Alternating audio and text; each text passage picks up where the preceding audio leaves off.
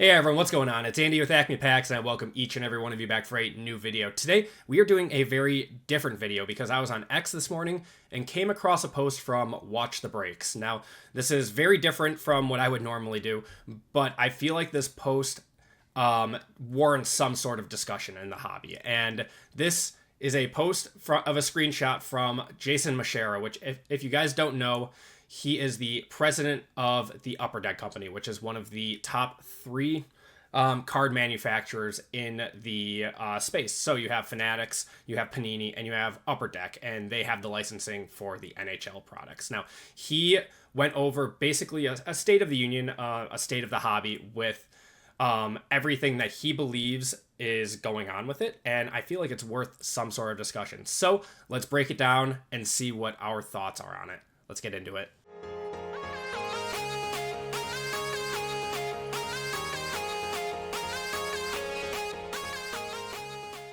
So let's go over this post from Jason Masherah, the president of the Upper Deck Company. This was posted this morning on LinkedIn. So that's kind of how you know it's legit. It's not like made up or anything. So we'll go over it real quick. We have everything speculative is up right now. The stock market, Bitcoin, trading cards, and it's pricing some collectors out. Here's what the data shows. 50% of consumer spending in the US is coming from 10% of the population. Rich people are carrying the market, not just in cards, but across every category. Concert tickets, $1,000 for nosebleeds. Luxury goods, selling faster than ever. High-end collectibles, moving at record prices.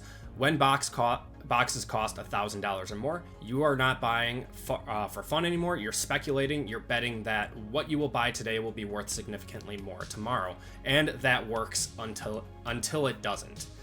Sports cards have always had speculation built in. You collect a rookie hoping they become a Hall of Famer, but what's happening now is different in scale, and when markets become this speculative, they become fragile. I'm not saying the sky is falling. I'm saying we need to be honest about what's happening. This isn't sustainable growth driven by collectors who love the hobby. This is wealth concentration driving prices that most people can't participate in. And if that money suddenly moves elsewhere to bet on something else, we will all feel it. So honestly, a pretty well put together statement from him. I mean, I would expect that from the president of a card producing or card manufacturing company. Upper Deck has their own issues.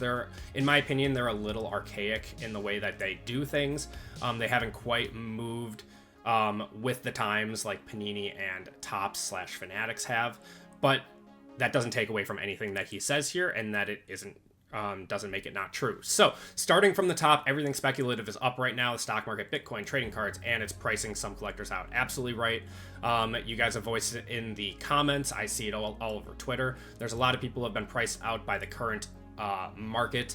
One thing that I have noticed lately from the hobby is the price per box and the hits received and like the possible hits are kind of at the widest gap that I've ever seen it. The current card prices I haven't seen since like 2021, at least for wax.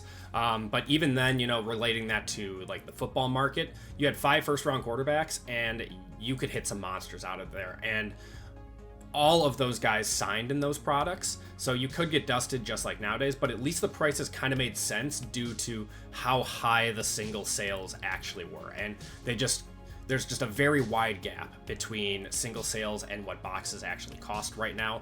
So he is not wrong. Here's what the data shows. 50% of consumer spending in the US is coming from 10% of the population. Rich people are carrying the market, not just in cards, but across every category. So I'm not sure where he's getting this data from, but we're going to go with what he says. So assuming that this is correct, I would have to do my own research on this and see where he maybe got this data from. But, and in perspective to this video, we're just going to focus on the cards.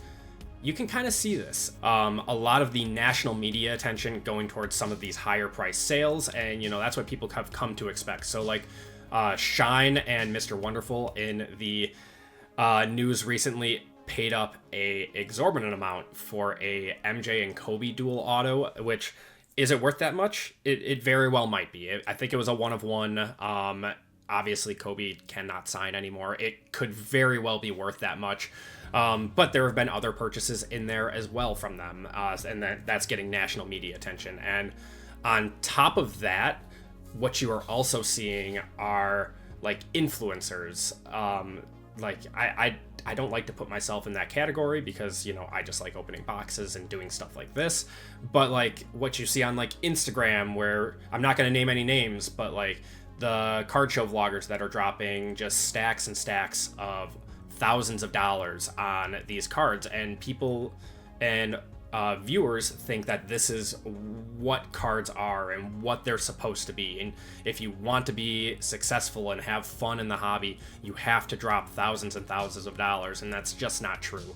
But in regards to this, it could very well be true, because that's what we are seeing on social media, is people spending exorbitant amount of money on this stuff. So concert tickets, $1,000. For nosebleeds, luxury goods selling faster than ever, high-end collectibles moving at record prices. So back to that Shine and Mr. Wonderful, just really, really, really high-end cards selling for record prices that are getting national media attention. He's not wrong. When boxes cost $1,000 or more, you're not buying for fun anymore. You're speculating. You're betting that what you buy today will be more or worth significantly more tomorrow. And that works until it doesn't. Now, I love that line. It works until it doesn't.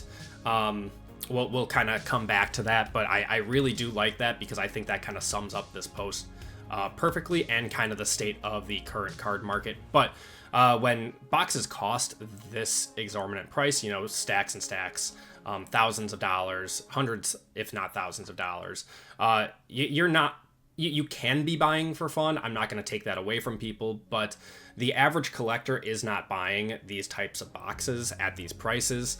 At that point, it is not a hobby. It's an investment. You are investing in trying to hit these big cards, trying to, you know, get the big social media pulls, stuff like that. And it's kind of sad to see that this is the direction that the hobby has gone. I would much rather have lower cost boxes with singles prices, you know, matching that as well, just so, you know, people could, you know, be into the hobby. But for a lot of people, the fun is the chase. And once again, at this price point, it has become an investment, because you are expecting some sort of return on it at that price. If it's like a $200 box, say like that $1,000 box that is today, if that somehow was worth $200 and singles prices, you know, came down and matched that, it would be much more of a hobby. It wouldn't be an investment at that point.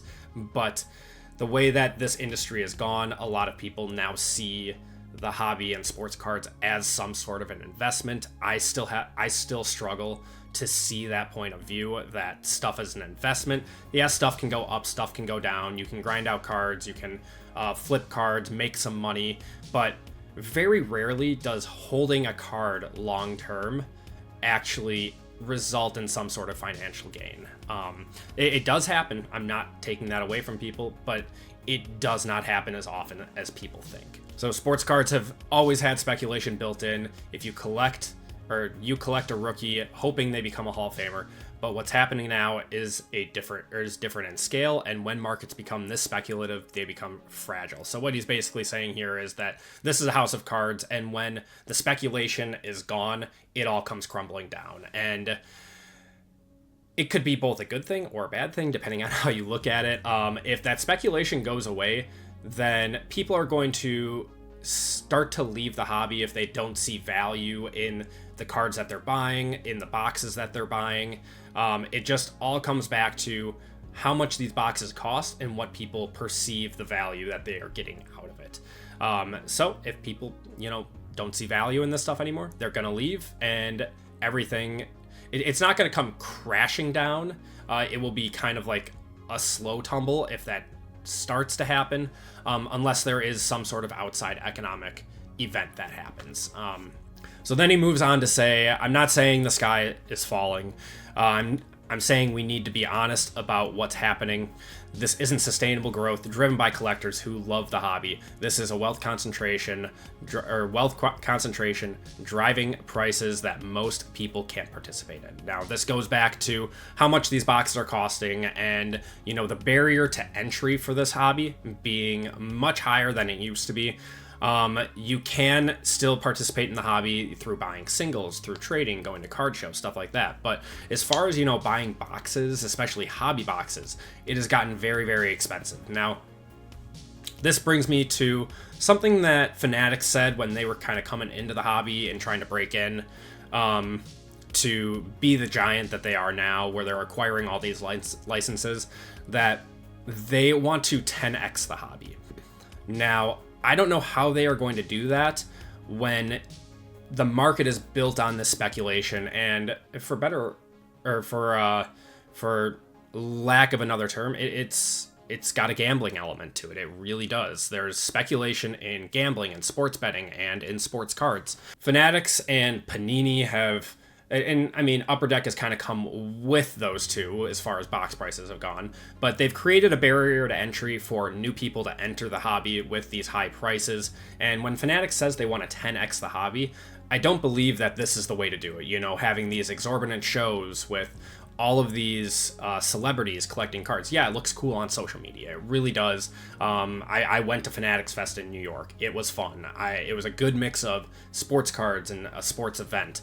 But the prices are really going to start to drive people off. And I think that's what Jason is getting at here, that you cannot 10x the hobby at the current prices that they are at, especially the hobby products. I know Fanatics is making a lot of investments and a lot of pushing towards, you know, breaking being a huge part of the hobby, which, you know, I'm a breaker. I offer those to my community. I join breaks all the time, and I see those essentially the same way as opening boxes, but they go hand in hand. And if box prices are expensive, breaks are expensive, and that's just the way that the market is. And you're not going to be able to grow this hobby, especially if it's built on this speculation, and bring in new people if there is a high barrier to entry.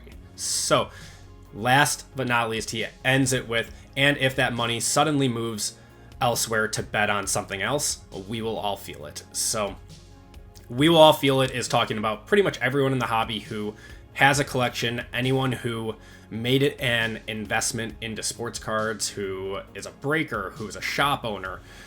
Everyone's going to feel it if this money, this speculative money, decides to go somewhere else, decides to leave sports cards, leave the TCG, and go to exclusively sports betting, to exclusively luxury goods, stuff like that, out of the sports card market. That would be a huge loss of consumerism, but we would hope is that box prices would come down with it eventually. Now, this isn't something that's going to happen overnight. This would be a slow roll, a slow burn, but eventually people who bought at the peak, especially for singles, will be stuck with a lot of money, and they would just be, you know, waiting and holding for these cards to go back up. And yeah, that they will probably feel it the most out of anyone. As anyone who has higher priced inventory, who does not move on before the bubble bursts, if there is one. I'm not sure where this hobby is going to go or what it's going to be in the next 5 years, but, you know, all we can do, for lack of a better word, all we can do is speculate, right? So that is what I wanted to talk about today. I think Jason Masherah had a lot of very good points. If you guys have any criticisms from what he said or what I said, be sure to let me know down in the comments. Remember to like and subscribe, and I will see you guys next time.